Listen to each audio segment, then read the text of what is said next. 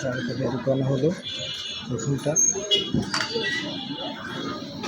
এই দুটো steering oil পড়বে 6 কাঠের, আর 4 কাঠের এইটার ভিতরে একটা পড়বে কয়েল। এই যে আপনারা দেখতে পাচ্ছেন, এটার ভিতরে আসবে, এটা জায়গা আছে, আর এটার ভিতরে কোনো কিছু আসবে না। টেবিল ফ্যানটি বাঁধা হবে, আপনারা দেখতেই পাচ্ছেন। পরের ভিডিওতে আমি ফুল ভিডিও দেব, সেটা আপনারা দেখতে পারবেন, আশা করি বুঝতে পারছেন। তো এই হলো টেবিল ফ্যান। ফ্যানটি হলো এই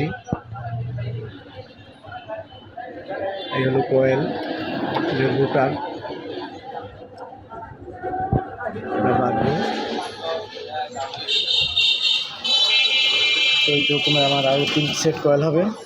3 সেট কয়েলে আমার রানিং সেট হবে। টোটাল রানিং 4টা, স্টার্টিং 4টা। আশা করি সবাই বুঝতে পারছেন।